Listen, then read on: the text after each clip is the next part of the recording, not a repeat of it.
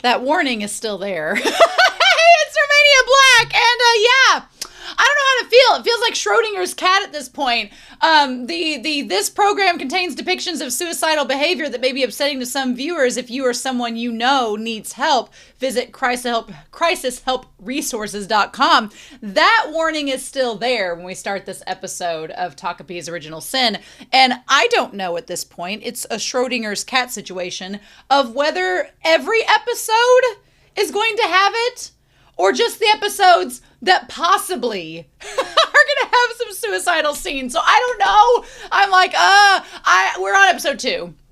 And I've waited a week to watch this second episode because I have a feeling this is going to be a show that you don't just go, I feel like TAKOPI'S Original Sin today. It's like, no, you have to buckle down. You have to leave your home that morning going to work, and you're driving in your car and you're like, it's going to be today.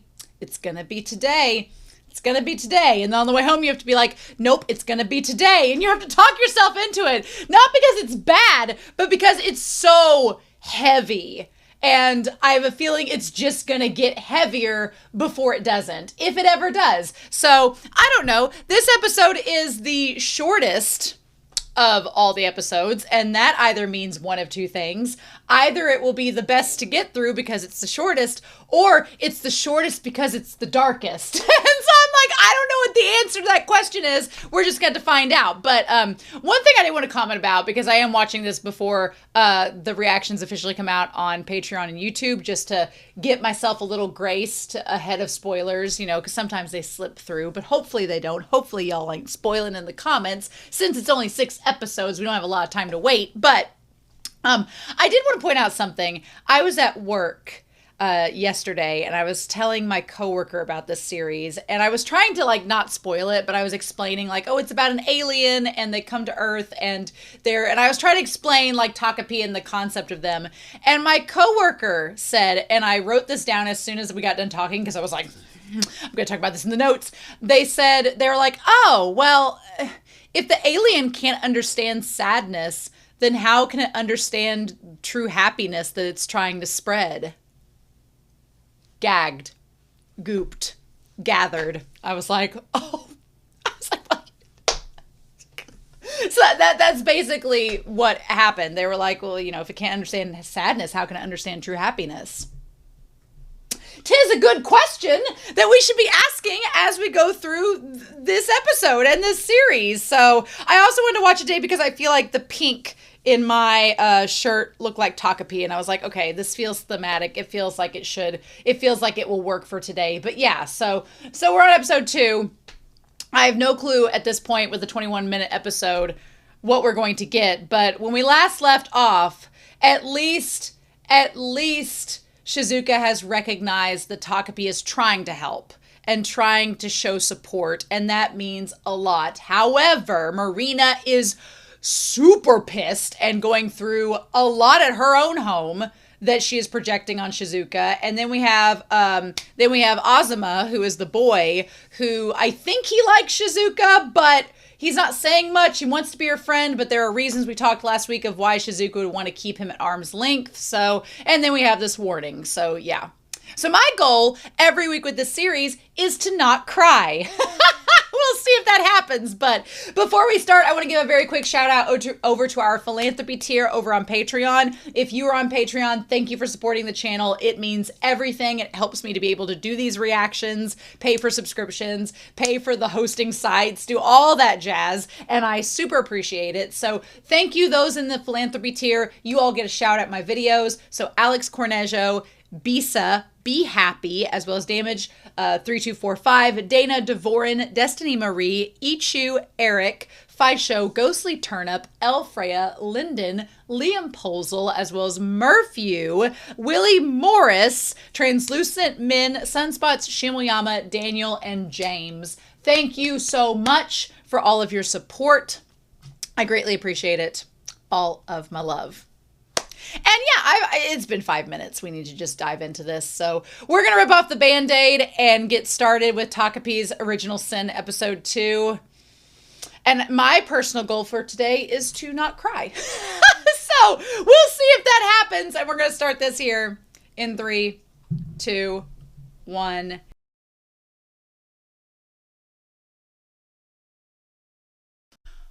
Oh, she did. Oh no! Oh no!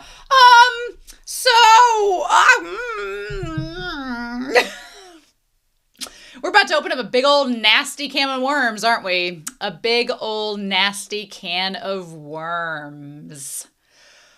So Marina's dead, and there's no going back. You know what? It's the parents' fault. It's the parents' fault.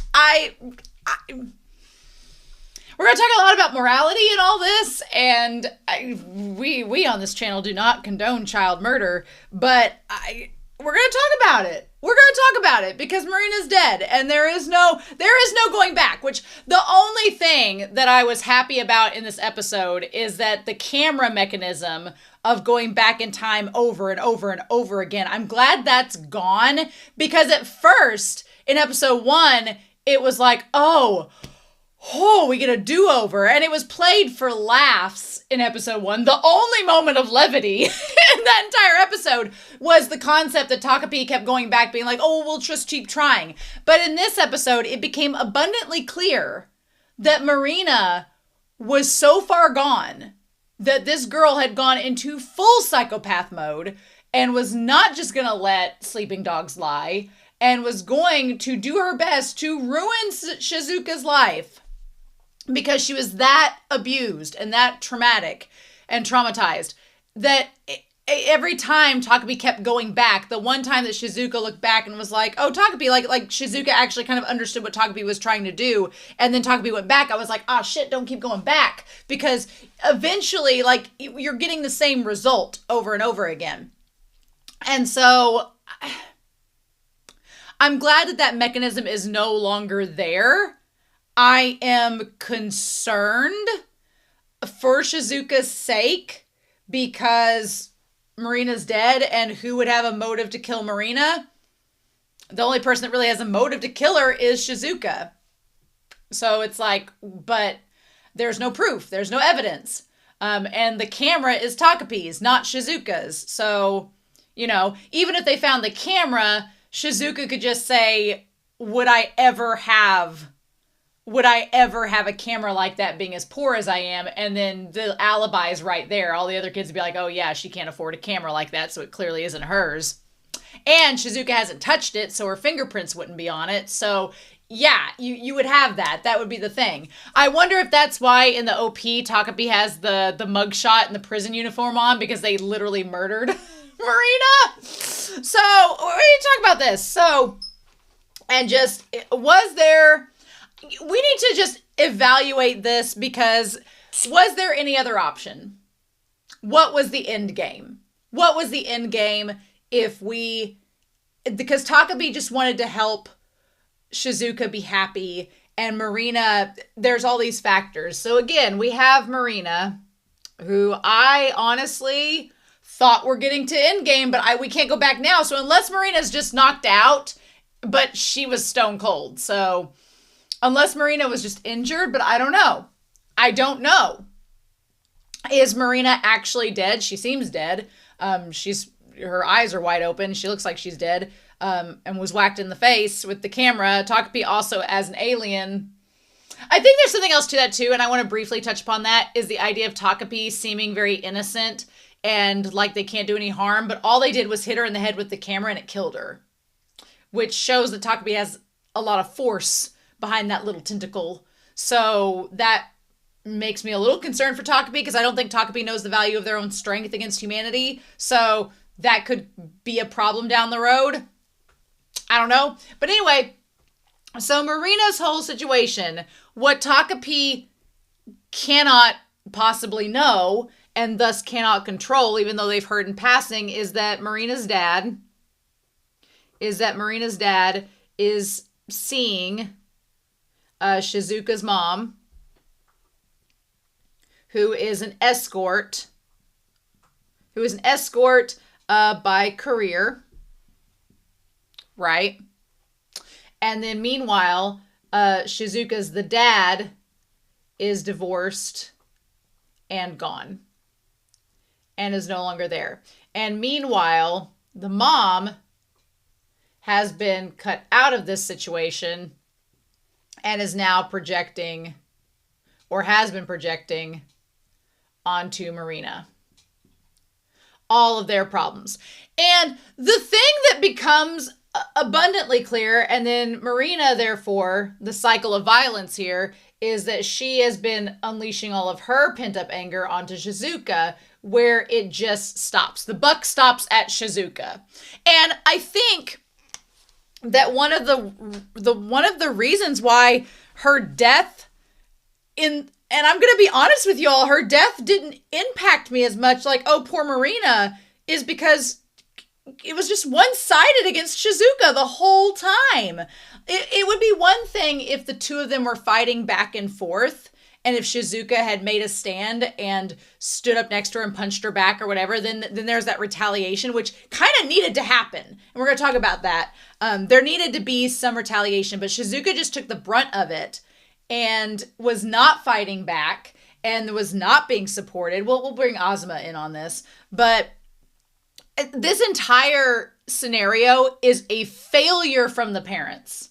An absolute failure from the parents. If the parents had acted differently, this would not have happened from the start. So if you're a parent, and I don't know if you're watching and you're a parent, you could be, and that's hard, and that's hard, and that's so hard. But here's the thing. It is one thing to project your feelings of anger, feelings of disappointment, and feelings of betrayal. It is one thing to verbalize that because it's a very human reaction. We all do that. It is another thing to project violence upon your children because you're unhappy. That is a totally different thing. That is a totally different thing. I have been mad and I've yelled, and then I felt bad about it later. I was like, oh, I shouldn't have yelled. I shouldn't have yelled at somebody. But the moment you lay a hand on another person, it's off the table. And even before then, you've already caused trauma just by verbalizing. Verbal abuse is just as traumatizing as physical. So that's not the thing either. But it is one thing for the mom to yell at her daughter about all of this. That's bad enough in itself. But then she started projecting physical abuse upon her daughter, who is a fourth grader, a 9-year-old, who has no idea what to do with those emotions. And so all they know what to do is project that emotion onto someone else. Just follow what her mom has shown her and project it onto somebody else in the hopes that it makes you feel better. And she's 9, so she doesn't know that it's not making her feel better, and instead it's hurting somebody else. And she feels, as we find out in this episode, that if Shizuka's gone, maybe it'll stop. Because Marina's process in all of this, and we're going to break this all down as we go through this. I'm just spitting out first impressions of this episode. Marina's thought process, Marina is like, okay, if I hurt, her plan comes out in this episode. She wanted Shizuka to kill herself. If I hurt Shizuka enough and leave her with nothing, then she will die. And if she dies, then the mom will not need to support herself to support Shizuka. And so thus, she will leave the dad, and thus everything will go back to normal. That's Marina's rationalization. Now, does this sound like it makes sense? No, but that's because she's a 9-year-old. That's because she doesn't understand a lot of like at this point, her mentality is A plus B plus C equals D. That's what she's thinking. The problem with all of this is, one, the mom is not probably going to quit being an escort just because she doesn't have a daughter. As we see in this episode, the mom really doesn't care about the daughter. And so it's like, she's just doing it to support herself. And she has a daughter. Because here's the thing, that the whole issue that I kept running into in this episode that I was like, oh man, wish we could do that, would be if there was a moment of, and I'm going to sound really idealistic and y'all going to roll your eyes, communication and understanding. or a sense of awareness. And you're going to be like, Romania, Shizuka was trying to talk to Marina and Marina wouldn't listen. And I kept thinking in the episode, I was like, okay, well, Marina thinks that Marina does not know the full story. Marina does not know the full other side of the scenario. Marina is assuming that Shizuka has a loving mom who's led her father astray, and that Shizuka's just having a happy life with her dog and is just doing all hunky-dory, and Marina's like, I'm living in a living hell and you're fine, so I'm gonna make you not fine so that you know how bad I feel, and if you kill yourself, maybe it will let my life be easier and I can go back to normal. Marina is missing a lot of key elements with that, one of which being the mom and Shizuka do not have a loving relationship at all. The mom is basically just like, oh, and you're here too, is basically her mentality around Shizuka. And that was made very apparent in the hospital scene.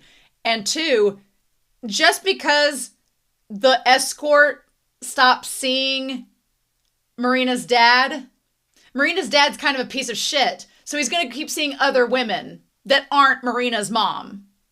Because that's how it goes, right? If he's openly cheating on his wife with this escort, it really doesn't matter who the escort is.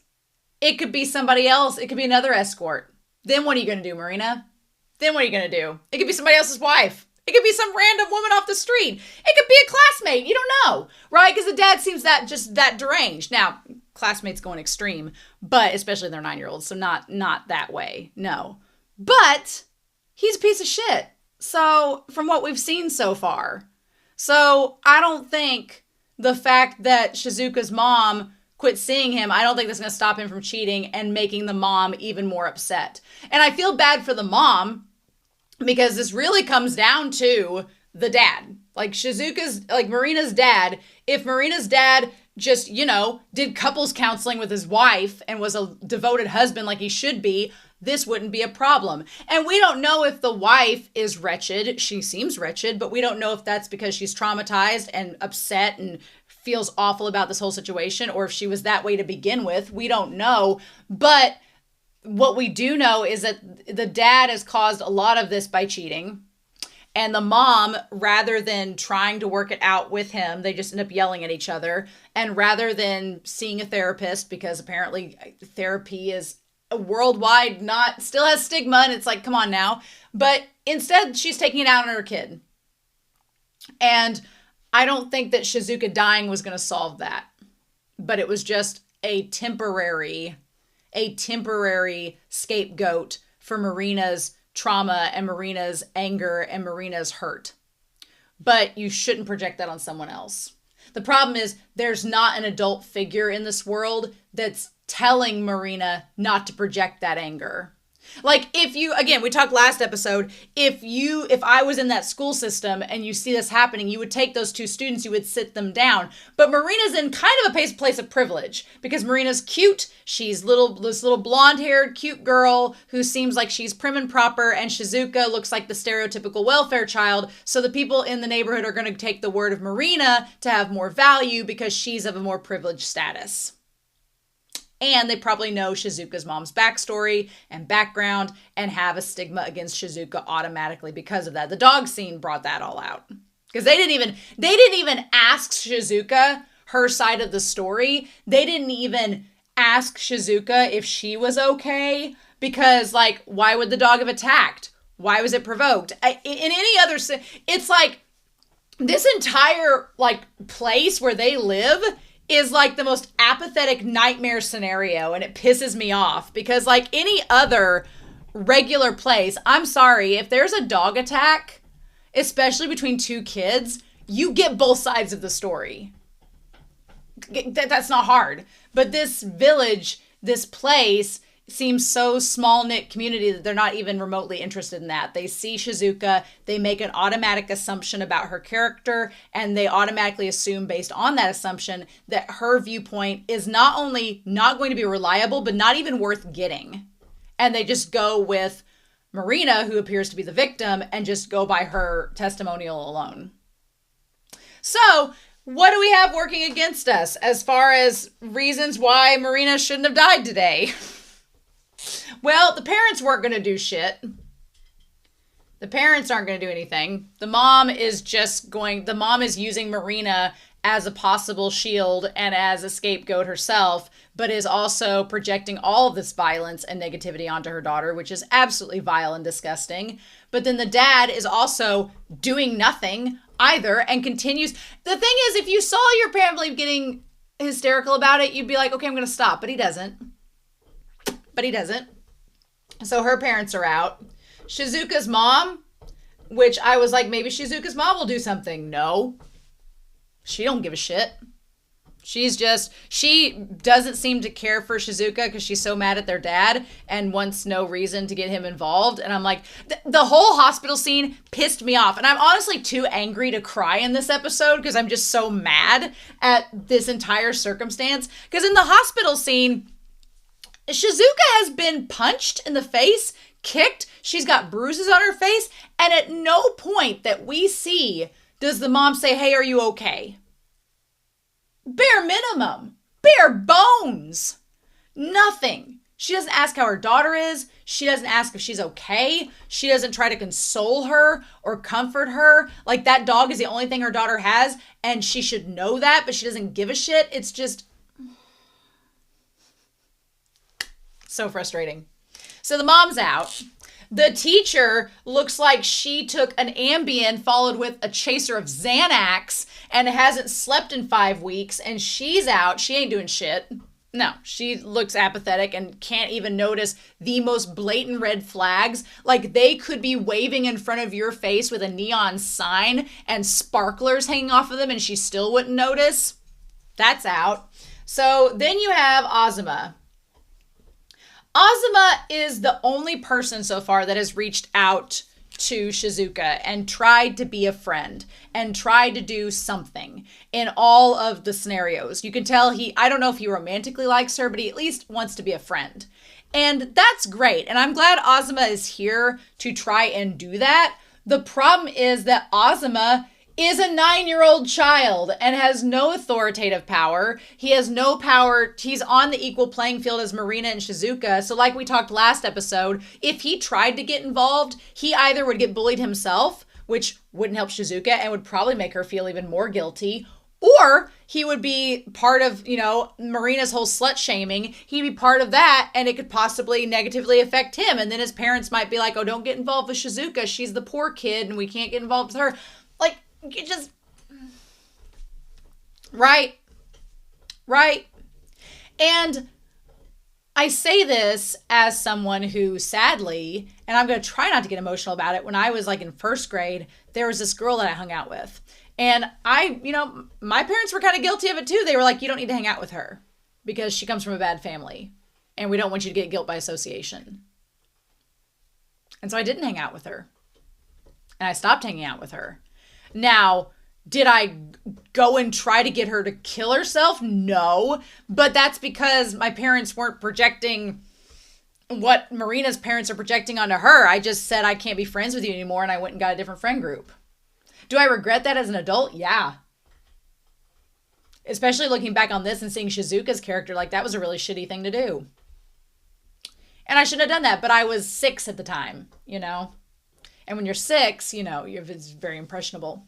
So yeah, TAKOPI'S trying to help Shizuka.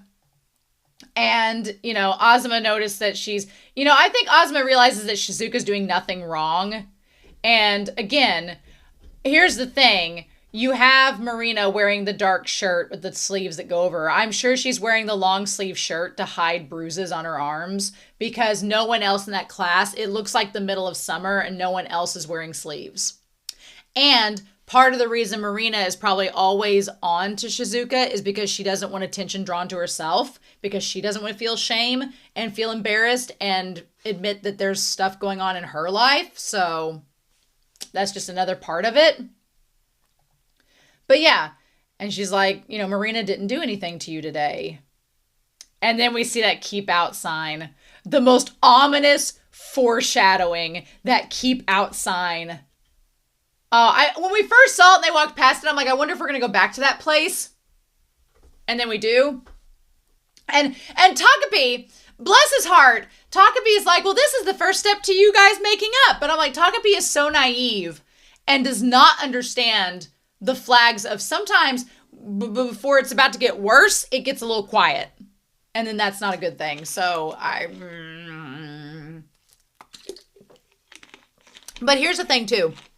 I kept waiting for Takapi to talk to Marina. I kept waiting for it to happen. I honestly thought that that's what was going to happen when Takapi is like, I'm going to step in and save Shizuka. I thought Takapi was going to yell, stop, take the flower off and reveal itself and freak Marina out and make her like run away scared.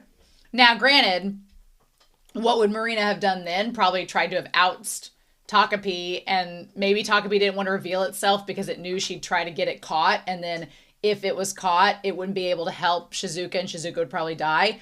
That's probably the reason why. But I kept thinking that it was going to try to say something out loud or get them to talk or do like the OP and wrap them together with the red string of fate. And man, the most misleading OP of this entire series so far of anime history in recent memory. I say that there's some misleading OPs, but yeah, he's like, you all can make up. And so, yeah, Shizuka's like, I don't know about that. Shizuka's like, I don't know if we're making it up, right? What we're going to do. So Takapi's salvation is in the form of murder. Takapi's original sin in this. But yeah, so Takapi realizes that this was day 6. I love that Chappie just grabs Takapi and tries to sling him around. It's great. And so Shizuka reflects and says that she used to go on walks with her dad way back when, and then now this Chappie's kind of replaced the dad, right? And honestly, I feel kind of bad that the dads in this series are being kind of jerks and being the fire starters of all this. But they kind of are.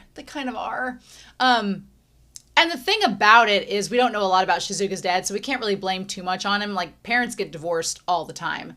And some of it is just because they drift apart and the relationship's not going to work. Some of it's because it has to happen. Some of it's just because it just needs to happen. And so the thing that was so soul-crushing about this episode, the longer it went on, was that Shizuka and Marina have so much in common. They both have dads who have disappointed them. They both have dads who are leaving their moms. They both have moms who are reacting and projecting their anger in different ways. Marina's mom is abusive and verbally assaulting her daughter, as well as physically assaulting her. Shizuka's mom is becoming completely apathetic and selling her body as a form of escapism and way to earn money, and is neglecting her child as well. So it's like you have neglect and apathy, and you have verbal and physical abuse are being your two reactions to this scenario. And in my head the whole time watching this episode, I thought if the two girls could talk and realize how much they have in common, they could really commiserate and they could really come together and be like, man, yeah, our dads suck and our moms suck. And this world really is not kind to us. But, you know, if we rough it together, maybe we can do it together. And there's just not that opportunity given. Because they're 9 years old and they don't know that that's an option. They don't know that that option's even on the table. It's always there. It's there the whole episode, but they never view it as an option. And it's so heartbreaking because you're like, if you just talked it out and realized you guys did not have this much that's different between the two of you. Yeah. The stars were out like this the night he left, and I wished upon them as hard as I could. I asked them to stop my parents from divorcing. But my wish didn't come true.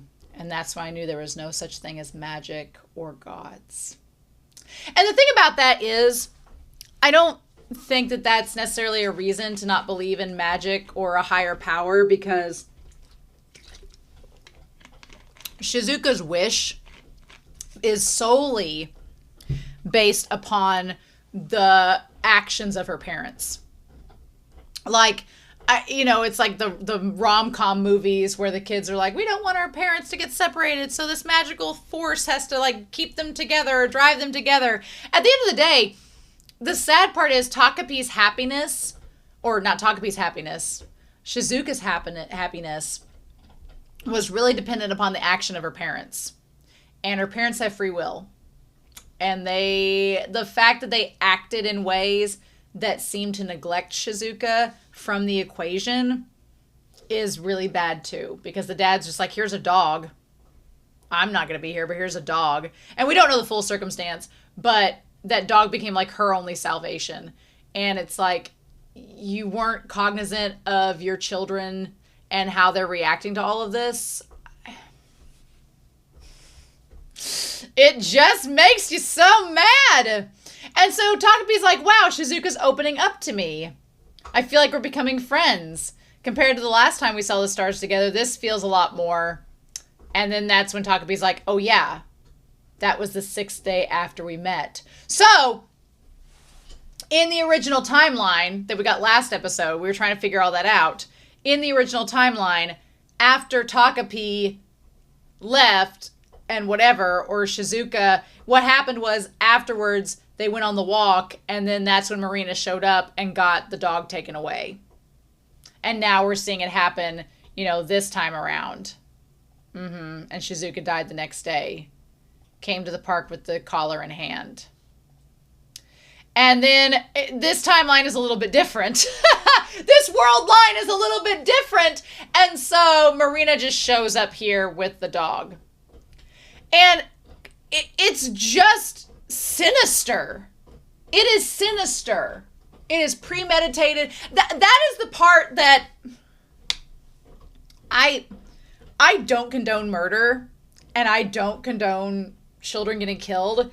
And I wanted Chappie to go back and redo the picture at the end of this episode. I mean, I'm glad the camera is out of commission because it was becoming a problem, and we'll talk about it here in a second. But I didn't want Marina to die. Because I was like, oh. I didn't want the lesson to be, oh, well, if you just murder this person, the problems will be solved. Because I don't think that's the answer at all. I mean, we're only on episode 2. I think there will be many more problems that persist. But the problem is that the stuff Marina was doing was premeditated. Like, it was premeditated. It wasn't reactionary. And I think that's a big difference. Like, I called her a psychopath in this episode, but she kind of like was made into one by her mom.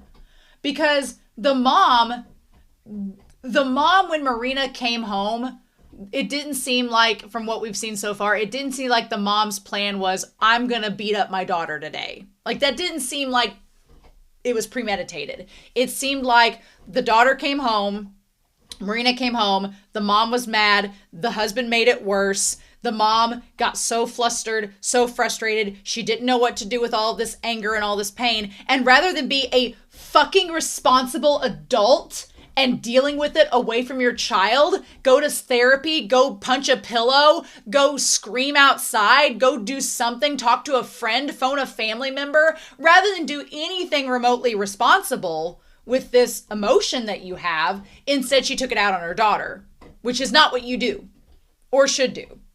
So, but it was all very reactionary. It wasn't like, oh, I'm going to beat up my daughter when she gets home. Now, you could argue, and I would agree with you if you said that, like, at the end of the last episode, when Marina comes home and the mom's waiting on her and she's throwing her food everywhere, yeah, that does seem a little planned, that she's planning on taking it out on her daughter. If you wanted to argue that, yeah, I would agree with it. But I don't think that the mom planned every single day, I'm going to take this out on my daughter. But maybe she did. And you know what? If you argued and said, no, she was planning on it every day, and I do agree with you if you say that she was manipulating Marina by saying, you're on my side, aren't you? Like, that's gaslighting. That is manipulation. That is emotional, like, triggering. I do agree with that 100%. But I do think that a lot of her actions were reactionary, right? What we find out through Takapi going back in the photos to try to prevent Chappie from biting Marina and being taken away is that this girl planned out meticulously to have this action happen. She's like, I want this girl's dog to be taken away because it is a source of happiness for her. And if I don't have a source of happiness, I don't want this girl to have a source of happiness either. And it's a weak ass move because she knew that Shizuka didn't have friends, and she knew Shizuka didn't have a support network, and because of her status socioeconomically, she wouldn't be supported. So she chose the weakest link to rip out of the chain because it was the easiest. And that's kind of psychotic. A little bit. And so, and her planning this, like the plan to get attacked by the dog. And honestly, if what you normally see in stories,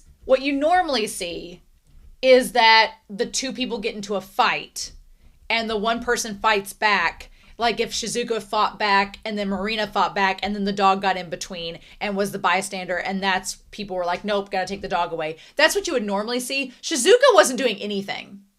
And that's why I have a hard time. I mean, you could say that Shizuka is at a lot of fault because she did nothing. And I wouldn't argue with you, because at one point, you know, I've talked about March Comes In Like a Lion, right? I talked about March Comes In Like a Lion. And in that series, there is a character who is not as bad as Marina, dear God, but really close. And she antagonizes another character in the series. And at one point, the character in the series gets pissed and fights back. And it is bad for that person at first, but then from fighting back, it opens up that there is a forced flow of communication. There is it's like a forced tension, and the two individuals have to come to head and talk about it and figure it out, and the administration and the school has to get involved, and it led to something. There is a sinfulness in Shizuka's sloth, her inaction, that because she's just taking the brunt of everything, of course nothing's going to change.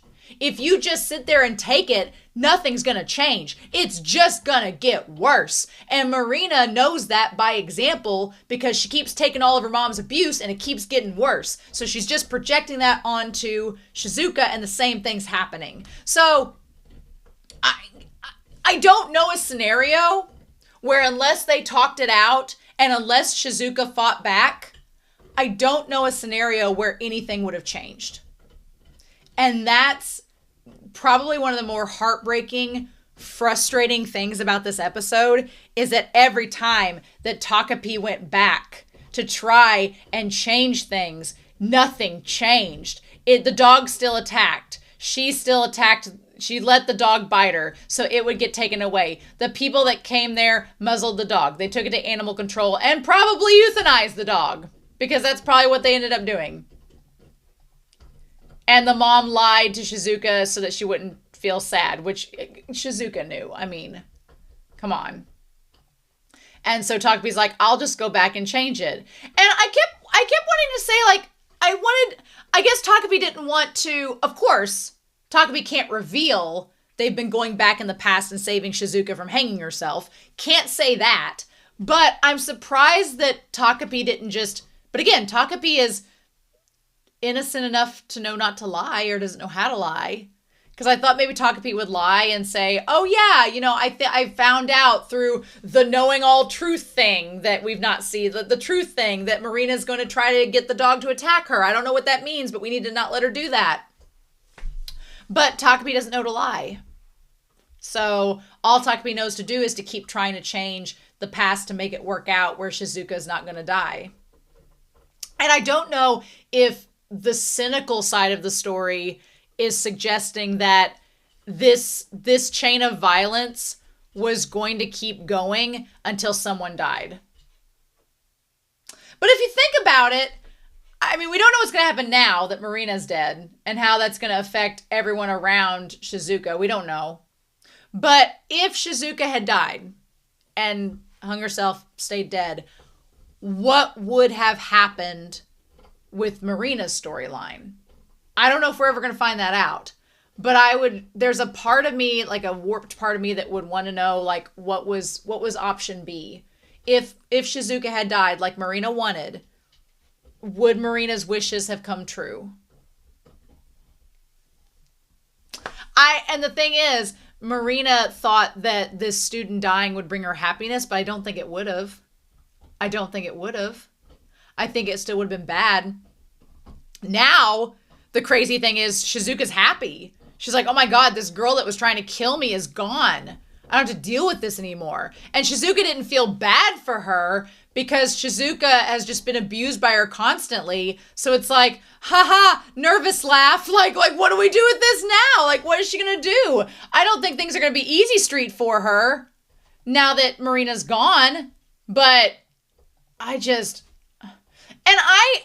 felt for Marina. I did. I felt for her because she was abused and because she was 9 and didn't know what to do. But there was a part of me that's like, girl, you're making this freaking light Yagami-esque plan to do all of this and like to murder this girl. Like she was planning murder. She was planning like secondhand homicide, like second-degree murder is basically what she was planning. Like Marina was. She wanted to drive Shizuka to kill herself. And I'm like, that's terrifying. Like that a girl that's 9 years old could be abused enough to want to hurt someone else that badly. Because Shizuka's like, I wish she was gone. But Shizuka, I don't think would ever do it herself. You know?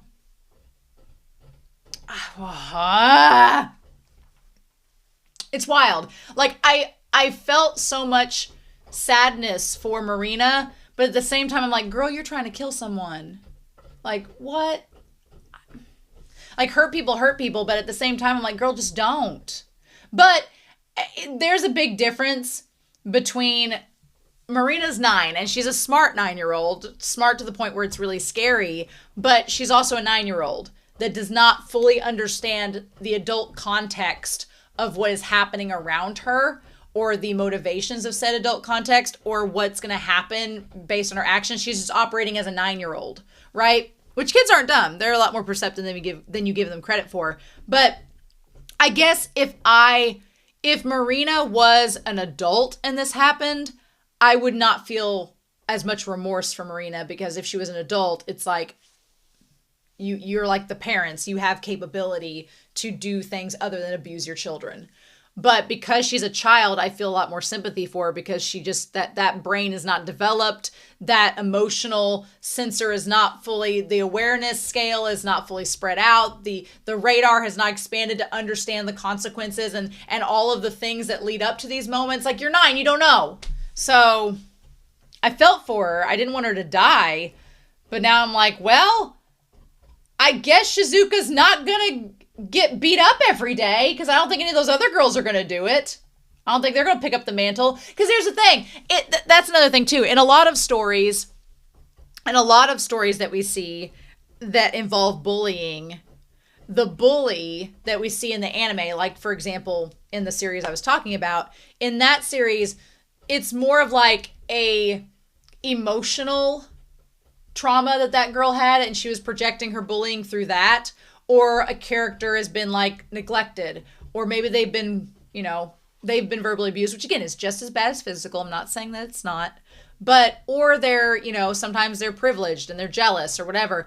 But a lot of times what I'm getting at is the bullies in the series don't have such a dark backstory that explains the reason why they're doing what they're doing.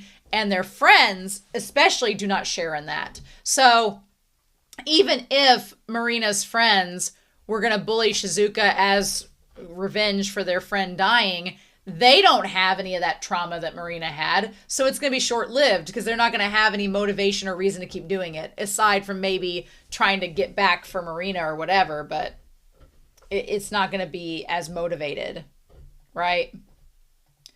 And so TAKOPI says it must hurt to get bitten. And that's something else too. Like, Marina, like, getting her hand bit by a dog. I've been bit by a dog. It was my one dog, and then I had another female dog, and she did not get along with a lot of other dogs, and we didn't know that until this incident happened, and her and Huck started, like, fighting each other, and I, as a reflex, stuck my hand in to try to break them apart. Don't do that. Don't do that. Don't do that. Get a broomstick or something, break them apart. Don't put your hand in, because the dogs are going to be fighting and not know your hand is there, and they're going to bite it. So I do have, like, a little scar on the inside of my hand where it's been bitten on accident. But it punctured pretty good, and it bled a lot, and it hurt like hell, let me tell you. So yeah, getting bit by a dog hurts really bad. So for Marina to willingly put herself in that position, knowing it was going to happen and wanting it to happen, and to accept that much hurt, shows how hurt she was as a person, how messed up her life had gotten, to the point where that was an acceptable pain to get retribution for the abuse that she was suffering from. It's not cool.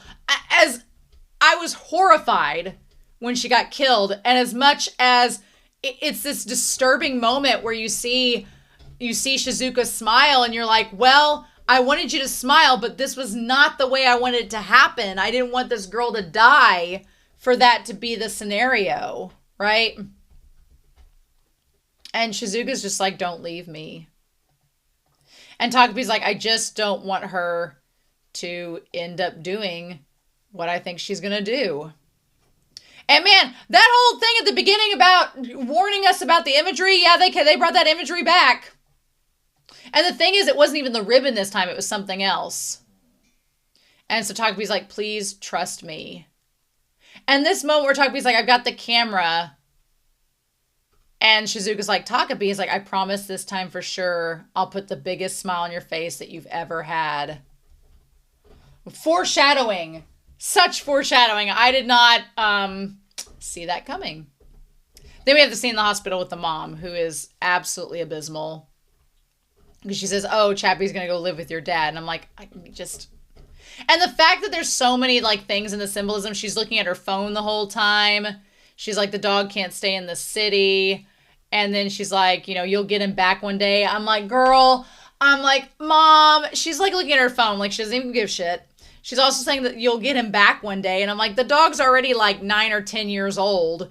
Like, one day that dog's not going to live probably another 5-6 years if you're lucky. So, I don't know. Maybe the dog did go live with the dad. Maybe she will see him again one day. It's interesting seeing the mom. The mom and Marina's mom have similar hair, but this mom looks very similar to Shizuka from the front.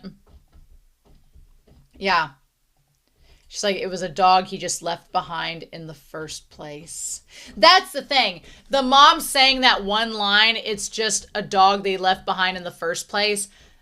It pissed me off so much in this episode because Chappie to her daughter is literally like her salvation and the one thing she looks forward to because her mom is just that neglectful. And the mom is, again, so hurt by the father that she can't view the dog that way. Instead, she views the dog as a burden and is like, he's just a constant reminder of your dad leaving. Again, it's so similar to Marina's mom that she's traumatized as well, but she handles it in just different ways. And she's like, oh, Marina-chan, was it? It seems her injury wasn't too bad. But her dad says the mom's furious. So that's who she's texting on the phone. She's texting, again, she's texting the dad on the phone about it. And I'm like, and you know why they can't talk, because Shizuka's mom is the mistress. She's an escort. You can't have that conversation. But I'm like, hey, Dad, maybe be a grown freaking adult and try to remedy the situation rather than just talking to your escort about it. And she says it's such a drag. Like your daughter just got the shit kicked out of her and looks so disheveled, but you're like, man, what a bummer, right? Her daughter getting bit by the dog. I'm like, did you even ask Shizuka for her side of the story? Did you even ask if she was okay? Did you even ask if like she needed anything? I'm going to go apologize just to save some face in front of him. Like, she doesn't even mean the apology. She doesn't even give a shit about Marina getting bit by the dog. She just wants to go apologize so it'll make them look better. Spare me the extra trouble, would you? Her mom... Why are the parents of these kids the worst? Why are they the actual worst? Why are these kids stuck with the worst parents imaginable? Why?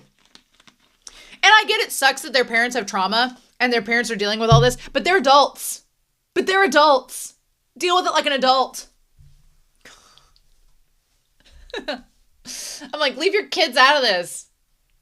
And then she says, fix yourself some dinner. I'll be home before morning. Like, what?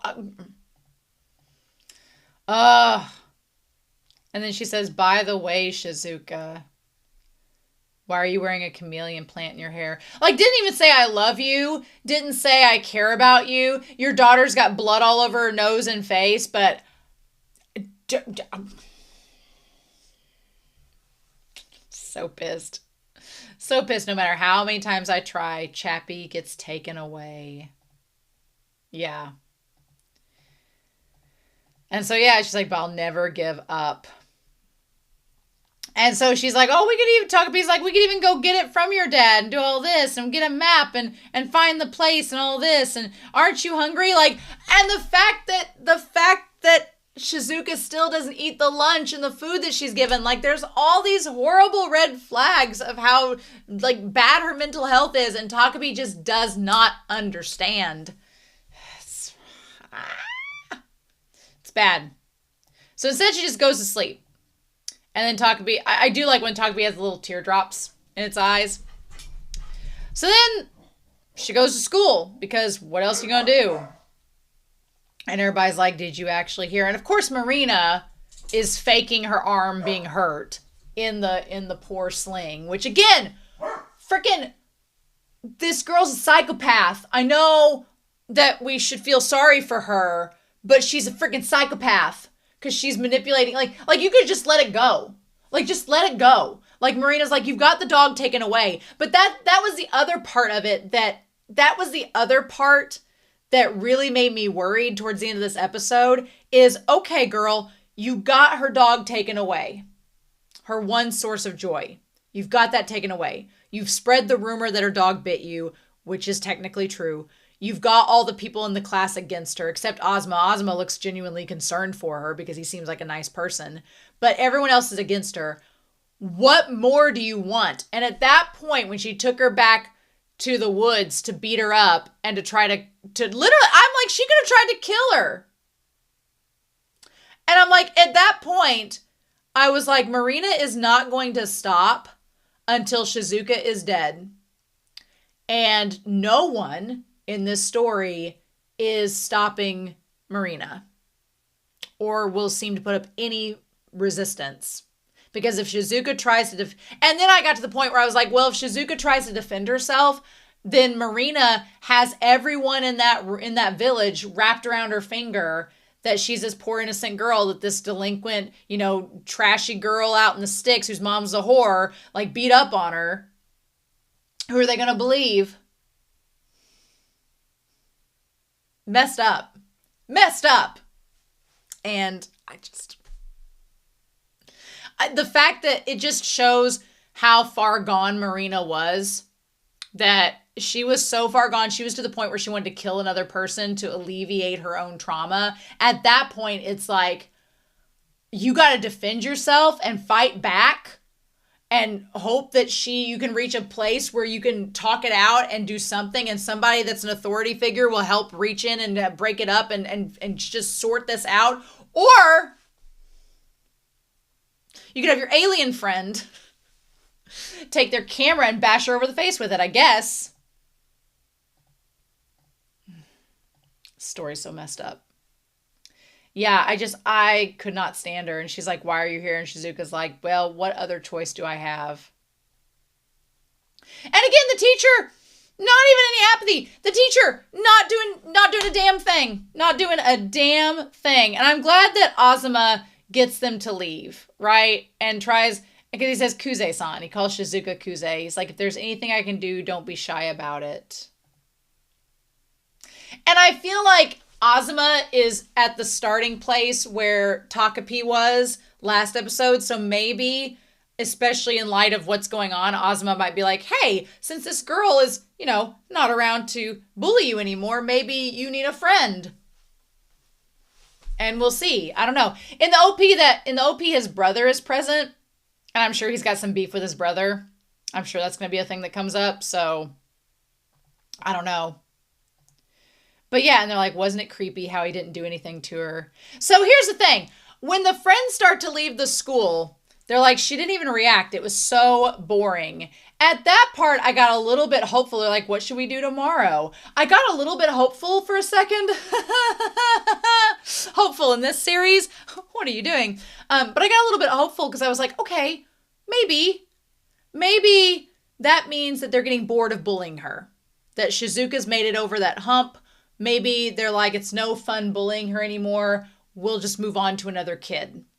And that's like a general bullying thing. If you don't have any personal connection to that person and you're just bullying them, once they start ignoring you, it's not fun to bully them anymore, so they'll move on to their next target. But Marina has a personal stake in all of this that the friends don't know about. Marina's personal stake is that Shizuka's mom is dating her dad. So there's that stake. So Marina's not going to let it go. And that's when she's like, oh, you guys just go on without me. And they leave, and that's when she follows Shizuka into the woods. Shizuka's been feeling down. And that's when she's like, you're hungry, you didn't eat your lunch today again. She's like, hey, you need to talk and come with me. And then she gets mad and says, don't ignore me. And like that look where she like drapes herself over the top of Shizuka and gets in her face and tells her to, let's go talk about your cute chappy. That was terrifying. That girl was a menace. And then, of course, Takapi's like, they're going to have a nice, cheerful chat. I'm like, Takapi, you should know better because you've seen you know that Shizuka's going to follow her because she's scared of her. Except instead of Takapi freezing, Shizuka follows because she doesn't know what else to do. I'm like, you should know better that it's not going to be a sweet chat. And maybe the two of them will finally make up. Like, there's this, like, Yuri, like, Madoka Magica, like, beautiful little moment of sparkles and everything. And I'm like, no, that's not what's about to happen. And then Takapi's like, well, I'm going to face my fears and help them become friends again. Well, you didn't do that, Takapi. You really didn't do that, did you? And then you see the bandage come off and her arm is not that hurt. She's faking it. This again. So we have, when she's taking her out in the woods, we get the cut back to the parents' house and says, can't you come home earlier? And then we see this again. And we see Mari-chan misses you. So we see the dad and the mom. The thing that's crazy is that neither parent looks really that old. The dad does not look that old. Neither does the mom. If she's legit, and the worst part is, neither of them look that old as parents, which, you may think, oh, that doesn't mean much. But the dad's phone is right there on the table. Like, this piece of shit man who is openly cheating on his wife with an escort has the phone that he's texting the escort right on the kitchen table in front of her and their daughter, in front of his daughter. His daughter, who we, the audience, know has been abused by the mom, had a big old bruise on her face and everything. You think he can't see that shit? Garbage. These parents are garbage. And that's the thing too. That's the thing too. All the dad has to do is stop cheating on his wife and then figure it out. Like, what the fudge? It's not hard. She's an escort.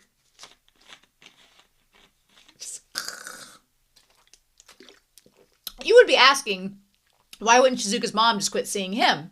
Which is also a thing. The only thing that's somewhat different is that Shizuka's mom's doing it as a job. She's earning income. So there's at least an incentive for her to stay. She's like, well, it's a job. I'm a paid sex worker. I do making my coin. You don't have to call me up, though. You could go somewhere else. And it does seem like, based on how the mom acts at the hospital, it does seem like maybe there is something going on where it's more than just the escort service. I'm like, is this the dark rent-a-girlfriend AU that we don't need? But yeah, And then the thing is, the mom uses the daughter as a bargaining chip, saying Mari-chan misses you too, when the daughter's just sitting there over food, not eating anything. And it's like doesn't even let her speak for herself. And then he's like, I'm working my butt off here. And I'm like, bitch, you're working your butt off, but you're using the money on an escort? And then he leaves before the third course, and the mom's just sitting there in the dark, crying. Do I feel bad for the dad? No, because the dad's being a piece of shit. Do I feel bad for the mom for getting cheated on by the husband? Yeah, I do. She didn't ask for that. Do I not feel bad that she's emotionally and verbally and physically abusing her daughter? No. It's very frustrating. It's very frustrating. And she's like, Mari, you understand, don't you? And I think it's the mom that's just abusing the daughter. I don't think the dad is as well. She's like, I don't care about anybody else. I don't like that I don't like that manipulation. That manipulation, that guilt tripping, that manipulation. No. Nope. And doing that, no. And she just, you're always on my side, aren't you? It almost makes you wonder if the reason Marina is partially doing this too is to try to earn her mom's affection back, which is messed the frick up. That she's doing it, be like, oh look, I got rid of this girl, and now the escort will leave us alone. Because again, Shizuka, I don't know if Shizuka really thought they were going to talk about Chappie, or if she was just hoping that was the case because she was clinging to any last desperate hope. But then Marina starts beating the shit out of her, saying her dog's dead and all that, and she's literally trying to drive her to hurt herself, and it's awful. And she's like, you don't have a dad and you don't have a caring mom. Which, pot calling the kettle black, honestly. You don't have friends and nobody cares about you. It's just at this point, I'm like, Marina, you know, if it was just bullying, it would be one thing. But she really is trying to just get Shizuka to hurt herself. And I'm like, and thinking that that's going to solve the problem. And it is most certainly not. That filthy mutt was all you had to lean on, and now it's dead. Why don't you just die? You'll only cause problems by staying alive, you parasite. Damn, y'all, this girl, Marina needed a hug. She needed therapy. She needed her parents to get friggin' waylaid and then go get therapy themselves, and none of it was happening. And then this was the result. Yeah, and then TAKOPI'S like, I am so scared. She's like, how do you think you pay for your living expenses? With the money from my daddy's wallet. The clothes you wear and the food you eat. Which I'm like, her mom's also benefiting from it too. It's paid with the money that your mom sucks out of men. With money my daddy works hard for. See, that line is just repeated exactly like her dad said at the dinner table. He's like, I work my butt off for this money. And she's just regurgitating what her parents are telling her because that's how a 9-year-old's brain works. Yeah. Ugh. My dad was supposed to buy mom another ring. But not for some random hooker, but for my family. And then TAKOPI'S like, this isn't good. And yeah, she's like, I have to help her. I'll use the camera and try at the do-over. If you went away, my mom would go back to being her old self, which is not exactly what would happen at all.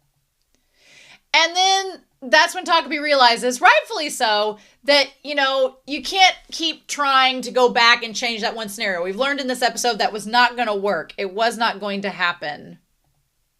Nothing will change if I just stay hidden and watch. And honestly, that mentality that TAKOPI says in this moment, nothing will change if I just stay hidden and watch, honestly applies to Shizuka in a way. If she just keeps sitting there taking it, it's not going to change. She needs to fight back. But you get why she doesn't do that, because she doesn't believe, like she said in the first episode, nothing's going to change. No one's going to side with her. No one's going to support her. So why even bother? And she's just been conditioned to the point where she thinks there's no chance. And she's like, Shizuka. And then she says, give me back my daddy. Which I'm like, your dad's just a piece of shit. And he's like, I need to muster up all my courage and I'll save you this time. And so yeah, Takapi takes the camera, and as Shizuka's like, oh my god, and Takapi, with the little squinty eyes and everything, baps her over the head with it, and she's gone. I could not believe it. I thought she knocked her out. I thought Takapi knocked her out, and I was like, oh, she's just unconscious. And then I saw all the blood, and then it was like, oh no, actually, she's absolutely dead. The thing is, I'm like, what are they going to do with the camera? Yeah, I don't know. I don't believe we're unconscious with our eyes open like that. Did it hurt too much? Yep. And then Takapi's like, uh-oh, don't know my own strength. Something's not right. Pain's not a good thing. Let's use the happy camera for a do-over and we can talk it through. But now that you got blood all up in it, it doesn't work. I'm like, talk it through now. Talk it through now. I think the problem with the camera too was that what you needed to have a camera to go back to would be when the dad was going to go see the other woman. Because at this point, as far as it had progressed, it was like too little too late. So I guess the camera's out of commission. So now what do we do? What other happy items can we use? I don't think that was its intended purpose. And yeah, Takapi's like, I can't go back in the past. No more do-overs. What I do, did it break? And that's when Shizuka's like, you are amazing. Wow. Just wow. I don't believe in magic, but I always wanted Marina-chan gone. Well, unanswered prayers, right? So then Takapi realizes that Shizuka wanted Marina gone this whole time, which you could imagine that was pretty unspoken. Like, she probably wishes she wasn't there. But she's like, I didn't think that was going to happen. I always wanted her gone. And I'd be fine at school, but I couldn't do anything by myself. So I gave up on that dream. And there's a part of me, like the idealist in me, and want to say, well, Shizuka, you could have done something. But then the other part of me is like, based on this world they live in, could she have? Could she have? Is it the worst that this entire scenario caused the unnecessary death of a girl? Do we feel less sad that it was Marina instead of Shizuka? I hate to say it, but there's a part of me that kind of does. And I don't like saying that. There's a part of me that's like, Shizuka did not do anything wrong. There was no premeditated violence or hatred that she put onto Marina at all. Marina unloaded everything onto her. So there's a part of me that, if I'm being honest and being human, then I'm like, yeah, the scales were tipped for me to feel less sympathetic towards Marina in that respect. But do I think Marina should have died for it? No. And that's the horrifying part, is like, oh, this scenario that there were so many ways that if people had stepped in and acted like freaking adults could have prevented this. But it didn't happen. And left to their own devices, this is what the children did. Magic is real, so I bet that means Chappie is still alive too. And Takapi's like, I've probably done something I shouldn't have done. I don't know if killing this person and that's what made Shizuka happy was the right answer. I don't think that they're like, is this really? Yeah, and then they're like, oh, Takapi.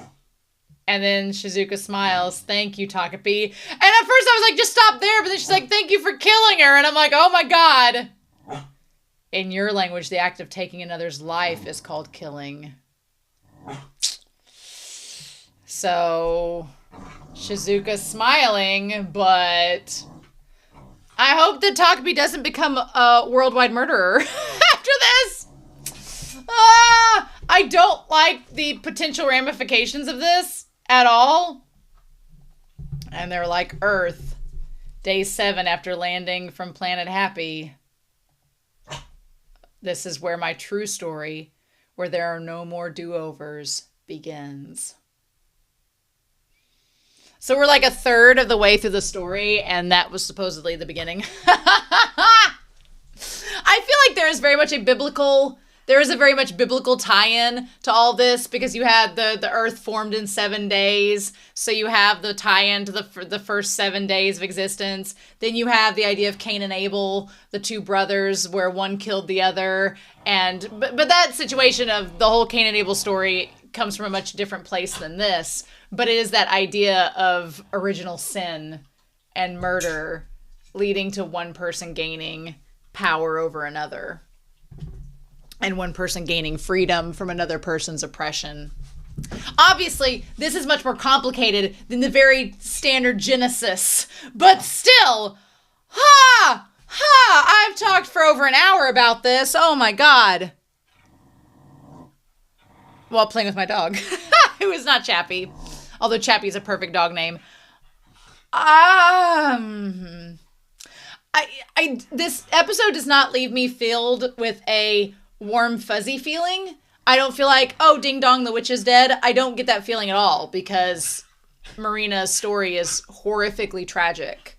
And as much as I was like, girl, why did we get this far down the rabbit hole? As much as I hated that she was premeditating all this action, she's just projecting what was put onto her. And that sucks. My biggest worry is Shizuka's a 9-year-old who just had the bully. The lesson of the story, in another series, would have them sit down and talk it out. And because in the real world, most of the time, you can't just kill the bully that's bullying you. That's murder, and you go to prison for it. Or other forms of punishment. You can't do that. In the real world, you would have to solve it out another way. But simultaneously, in the real world, a lot of times, because those students fall through the cracks or don't have that support, a lot of those kids die from that bullying, or they harm themselves. So it's like there's this retribution, but at the same time, I don't think we're supposed to celebrate it. I think it's like, damn, it got to this point is the problem. And I'm glad Shizuka's alive, but am I happy that Marina's dead? Nope. And now it's like, where do you go from here? And what will be the effects of this moment on Shizuka later on? And how will this ripple affect everyone else around her? So we get that next week. But yeah, so I hope you all enjoyed this discussion. I was fired up, but now I'm like, oh my God, I'm coming down from that fiery rant, and now I need to cleanse myself before episode 3. Holy cow. So, anyway, I'm excited to hear your comments down below. I hope you all have a wonderful week. Please stay safe, take care, and yeah, I'll be back very soon with more of TAKOPI'S Original Sin. Bye.